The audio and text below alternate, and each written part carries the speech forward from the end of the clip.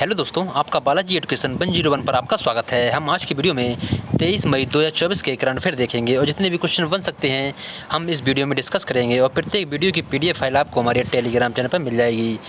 अगर आप लोग हमारे वीडियो पर नए हो तो हमारे चैनल को सब्सक्राइब जरूर कर दें, जिससे कि प्रत्येक वीडियो का नोटिफिकेशन आप तक पहुँचता रहे। चलो अब हम आपकी वीडियो शुरू करते हैं। आज का आपका पहला क्वेश्चन है, हाल ही में अंतर्राष्ट्रीय जैव विविधता दिवस कब मनाया गया है? हाल ही में जैव विविधता दिवस 22 मई को मनाया गया है। हर साल 22 मई को अंतर्राष्ट्रीय जैव विविधता दिवस मनाया जाता है। यह दिवस हमारे ग्रह पृथ्वी पर जैव विविधता के मुद्दे के बारे में जागरूकता बढ़ाने का अवसर प्रदान करता है। सरल शब्दों में कहें तो जैव विविधता का तात्पर्य पौधे और जानवरों के विस्तृत विविधता से है। मई के महीने में मनाए गए कुछ इम्पोर्टेंट दिवस।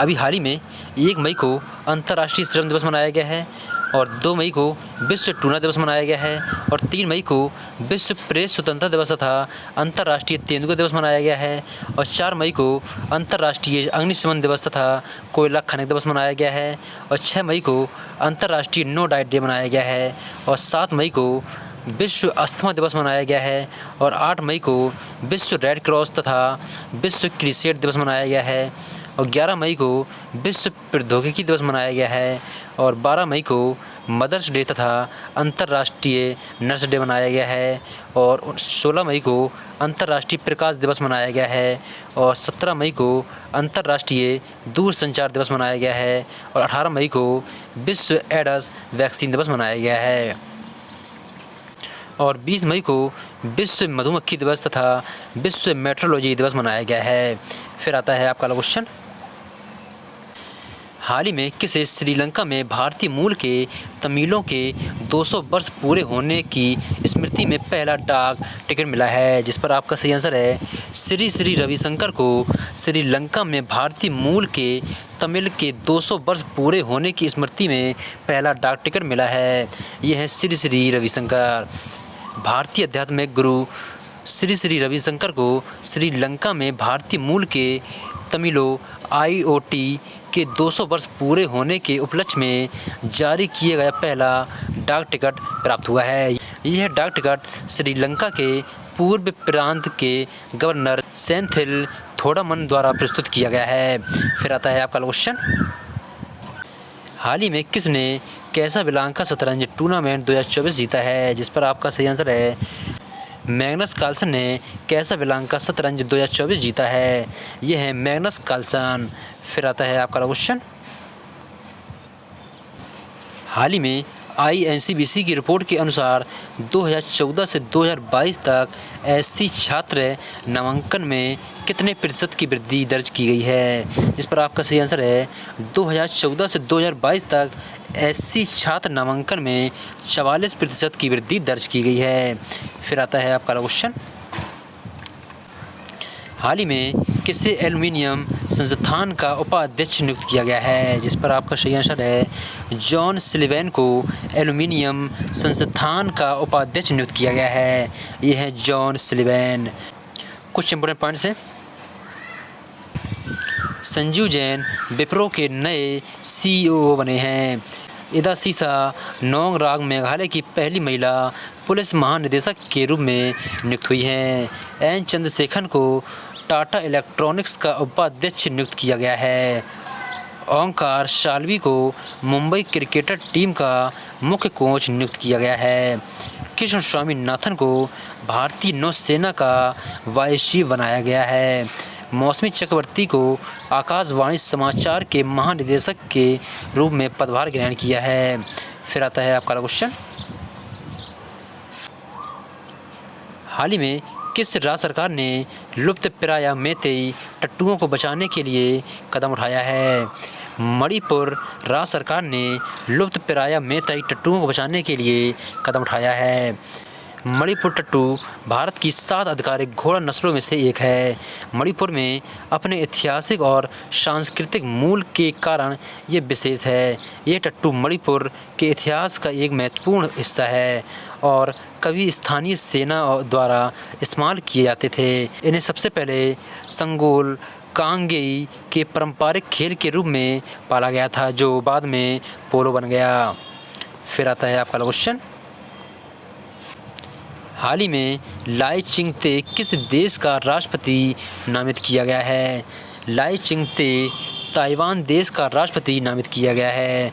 ये हैं लाई चिंगते, जिनको ताइवान देश का राष्ट्रपति नामित किया गया है। कुछ इंपॉर्टेंट पॉइंट्स हैं। टू लैम को वियतनाम का राष्ट्रपति नामित किया गया है। जॉन सिवनी को स्कॉटलैंड का प्रधानमंत्री चुना गया है। जोस राउल मुलिनो को पनामा का राष्ट्रपति चुना गया है। आंद्रेज प्लेकोविक को क्रोएशिया का फिर से प्रधानमंत्री नियुक्त किया गया है। इसहाक डार पाकिस्तान के नए उप प्रधानमंत्री बने हैं। प्राबोवो सुबियांतो को इंडोनेशिया का राष्ट्रपति नियुक्त किया गया है। फिर आता है आपका अगला क्वेश्चन, हाल ही में एलन मस्क ने किस देश में स्टारलिंक सेवा की शुरुआत की है? एलन मस्क ने इंडोनेशिया देश में स्टारलिंक सेवा की शुरुआत की है। ये हैं एलन मस्क।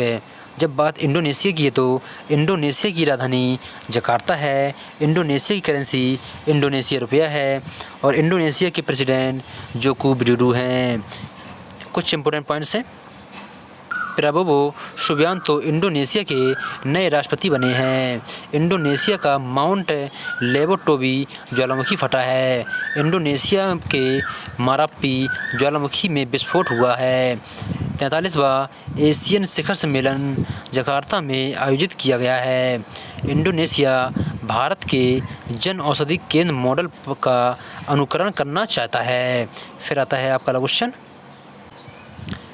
हाल ही में किसने मलेरिया वैक्सीन खुराक की पहली खेप अफ्रीका भेजी है? जिस पर आपका सही आंसर है सीरम इंस्टीट्यूट मलेरिया वैक्सीन खुराक की पहली खेप अफ्रीका भेजी है। इनको तो आप जानते होंगे, ये हैं आदर पुन्नावाला। इन्होंने सीरम इंस्टीट्यूट के मलेरिया वैक्सीन की पहली खेप को अफ्रीका देश भेजा है। Serum institute of India SII ने R21 या मैट्रिक्स एम मलेरिया वैक्सीन की पहली खुराक अफ्रीका देश को भेजी है, जहां बीमारी का बड़ा प्रकोप है। अफ्रीकी देश में मलेरिया वैक्सीन का वितरण मलेरिया के खिलाफ वैश्विक लड़ाई में एक महत्वपूर्ण कदम साबित होगा। फिर आता है आपका क्वेश्चन, हाल ही में भारत ने कहाँ 46वीं अंटार्कटिक संधि सलाहकार बैठक की मेज़बानी की है? भारत ने कोची में 46वीं अंटार्कटिक संधि सलाहकार बैठक की मेज़बानी की है। कहाँ पर की गई है? कोची में की गई है। फिर आता है आपका क्वेश्चन, हाल ही में भारत सरकार के पशुपालन और डेयरी विभाग में वैक्सीन कोल्ड चेन प्रबंधन के लिए किसके साथ समझौता किया गया है? जिस पर आपका सही आंसर है भारत सरकार ने पशुपालन और डेयरी विभाग में वैक्सीन कोल्ड चेन प्रबंधन के लिए UNDP के साथ समझौता किया है। UNDP का फुल फॉर्म होता है यूनाइटेड नेशन डेवलपमेंट प्रोग्राम। मत्स्य पालन, पशुपालन और डेयरी मंत्रालय के पशुपालन और डेयरी विभाग DAHD ने वैक्सीन कोल्ड चेन प्रबंधन, क्षमता निर्माण और संचार योजना डिजिटलीकरण के लिए संयुक्त राष्ट्र विकास कार्यक्रम UNDP भारत के साथ एक MOU पर हस्ताक्षर किए गए हैं। फिर आता है आपका क्वेश्चन, हाल ही में कहाँ 1824 ललित कला प्रदर्शनी और प्रतियोगिता का आयोजन किया गया है? जिस पर आपका सही आंसर है दुबई में 1824 ललित कला प्रदर्शनी और प्रतियोगिता का आयोजन किया गया है। फिर आता है आपका अगला क्वेश्चन, हाल ही में किसने एमिलिया रोमांगना ग्रैंड प्री 2024 जीती है? मैक्स वर्स्टैपन ने एमिलिया रोमांगना ग्रैंड प्री 2024 जीती है। ये है मैक्स वर्स्टैपन। कुछ इंपोर्टेंट पॉइंट्स हैं। मैक्स वर्स्टैपन ने मेडन शंघाई ग्रैंड प्रिक्स जीती है। Las Vegas grand prix 2023 max Verstappen ने जीती है। मेक्सिको सिटी ग्रां प्री मैक्स वर्स्टैपन ने जीती है। इंडियन ग्रैंड प्रिक्स 2023 मोरक्को बेजेची ने जीता है। Singapore grand prix 2023 Carlos says ने जीता है। मैक्स वर्स्टैपन ने इटालियन ग्रैंड प्रिक्स जीता है। फिर आता है आपका क्वेश्चन, हाल ही में किसने फलों को पकाने के लिए कैल्शियम कार्बाइड के इस्तेमाल के खिलाफ चेतावनी जारी की है? FSSAI ने फलों को पकाने के लिए कैल्शियम कार्बाइड के इस्तेमाल के खिलाफ चेतावनी जारी की है। FSSAI का फुल फॉर्म होता है food safety and standard authority of India. फिर आता है आपका क्वेश्चन, हाल ही में महिंद्रा फाइनेंस ने किसे CRO नियुक्त किया है? महिंद्रा फाइनेंस ने महेश राजारमन को CRO नियुक्त किया है। ये हैं महेश राजारमन। कल की वीडियो का लास्ट क्वेश्चन है जो मैंने आपके लिए दिया था। हाल ही में लॉरेंस बॉग ने किस देश के प्रधानमंत्री के रूप में शपथ ली है? जिस पर आपका सही आंसर था लॉरेंस बॉग ने सिंगापुर देश के प्रधानमंत्री के रूप में शपथ ली है। ये हैं लॉरेंस बॉग। आपके लिए कुछ रिवीजन क्वेश्चन है। अलेक्जेंडर जेवरेव और इगार ने 2024 इटालियन ओपन का खिताब जीता है। पी श्याम निखिल भारत के 85वें शतरंज ग्रैंड मास्टर बने हैं। झारखंड की 16 साल की काम्या ने माउंट एवरेस्ट फतेह किया है। राफा शहर में पूर्व भारतीय सेना अधिकारी वैभव अनिल काले का निधन हुआ है। अनमोल राय को मिस पिंक नेपाल 2024 का ताज पहनाया गया है। नासा ने चंद्रमा पर पहला रेलवे सिस्टम बनाए जाने की योजना का अनावरण किया है। सुप्रीम कोर्ट बार एसोसिएशन के अध्यक्ष कपिल सिब्बल बने हैं। देश की सबसे बड़ी कौशल प्रतियोगिता इंडिया स्किल्स 2024 का उद्घाटन यशोभूमि द्वारका नई दिल्ली में हुआ है। स्कॉट फ्लेमिंग को भारत की पुरुष बास्केटबॉल टीम का मुख्य कोच नियुक्त किया गया है। इसरो ने मंगल ग्रह भारत के दूसरे मिशन मंगलयान 2 की तैयारी शुरू की है। भारत देश की सेना को जल्द ही Igla S air defence system मिल सकता है। पेरेनो वेंकटेश दुबई पुलिस मास्टर्स शतरंज चैंपियनशिप बने हैं। हेमंत खत्री को PSU समर्पण पुरस्कार से सम्मानित किया गया है। विश्व उच्च रक्तचाप दिवस वर्ल्ड हाइपरटेंशन डे 17 मई को मनाया गया है। भारतीय एथलेटिक्स महासंघ ने पूमा के साथ समझौता किया है। T20 में 350 विकेट का आंकड़ा छूने वाले पहले भारतीय खिलाड़ी युजवेंद्र चहल बने हैं। नेपाल में माता तीर्थ ओसी उत्सव मनाया गया है जिसे मदर्स डे के रूप में मनाया जाता है।